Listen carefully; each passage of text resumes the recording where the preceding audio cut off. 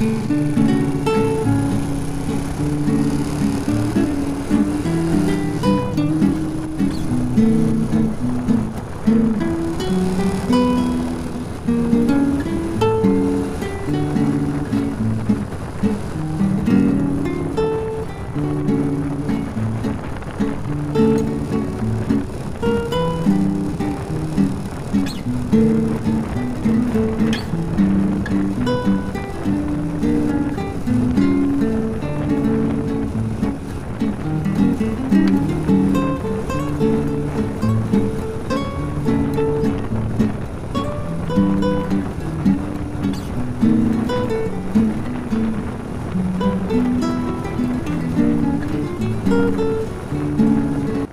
แม่นบ้านหลัก42เนาะที่แตกต่างกับหลายปีผ่านมาเนาะที่ว่านับแต่ประวัติศาสตร์ได้คนปล่อยกันมีการปรับปรุงเนาะถนนทางบ้านเฮือนก็สิคับคาหนาแน่นเนาะเป็นเขตบ้านหลัก42เนาะใกล้กับบ้านไสสะอาดเนาะพี่น้องเนาะบ้านอื่นก็มาเห็นเนาะเส้นทางเลขเก้าที่หลายคนผ่านไปผ่านมาเนาะสู่เวียดนามเนาะหรือว่าสวรรณเขตเนาะเส้นทางเลขเก้านี่ก็แต่กิวละเบาจนฮอดสวรรณเขตเนาะแต่ว่าผู้ค้าก็บ่รู้จักกิโลเนาะแต่ว่ามาเห็นว่าถนนหนทางก็ดีขึ้นเนาะพี่น้องเนาะ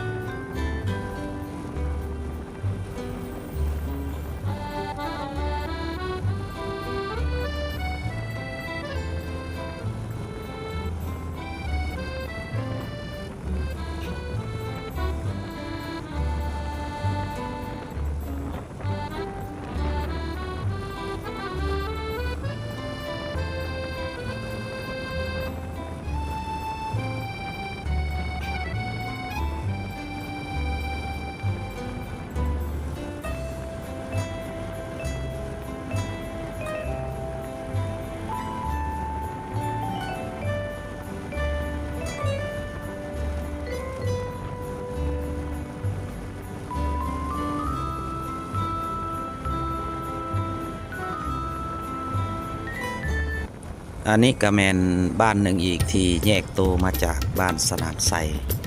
นั่นก็คือบ้านไซสะอาดเนาะแต่กี้ก็อยู่ขึ้นกับบ้านสนามไซบ้านสนามไซเป็นบ้านใหญ่ก็เลยแยกโตออกมาเป็นบ้านไซสะอาดเนาะนับแต่ทางโค้งหลัก42จนฮอดทางค่อยขึ้นบ้านสนามไซเนาะจะเป็นลักษณะนั้นเนาะนี่ก็มาถ่ายให้เห็นลงคลิปให้พี่น้องได้เห็นเนาะตาม2ข้างทางเนาะบ้านไซสะอาดก็มีการขยายตัวเติบใหญ่เนาะไปตามยุคสมัยของมันเนาะบ้านไซสะอาดนี่ก็บ่ฮู้ดอกว่ามีจักหลังคาเรือนแต่ก็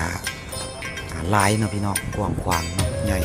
นับมือนับเติบใหญ่เป็นบ้านไซสะอาดเนาะหลายเนาะมันมี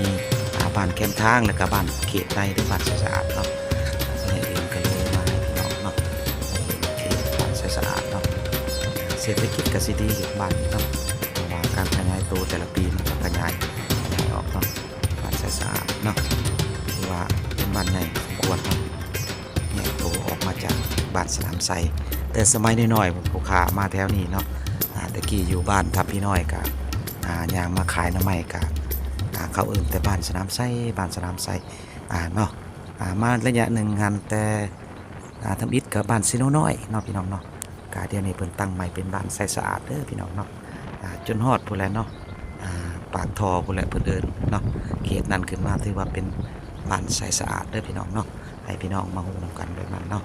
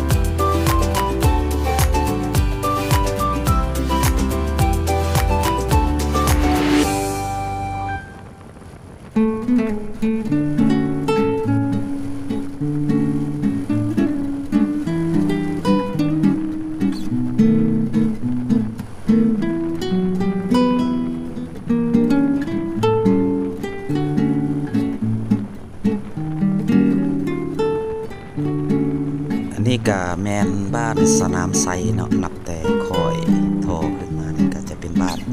สนามไซเนาะที่หลายคนก็รู้จักคุ้นเคยในสื่อบ้านสนามไซเป็นบ้านแต่เก่าดังเดิมพี่น้องเนาะขึ้นมาฮอด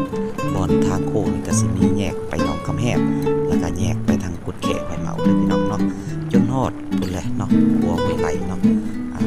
คือว่าเป็นเขตบ้านสนามไซเด้อพี่น้องเนาะอันนี้ก็มาให้พี่น้องได้เห็นบรรยากาศสองข้างทางเนาะระหว่างบ้านต่อบ้านเนาะแล้วก็ถนนหนทางที่ว่ามีการพัฒนาขึ้นเด้อพี่น้องเนาะเขตบ้านเนาะถือว่ามีการพัฒนาขึ้นหลายเนาะพี่น้องเนาะมาให้เห็นสำนึกเนาะ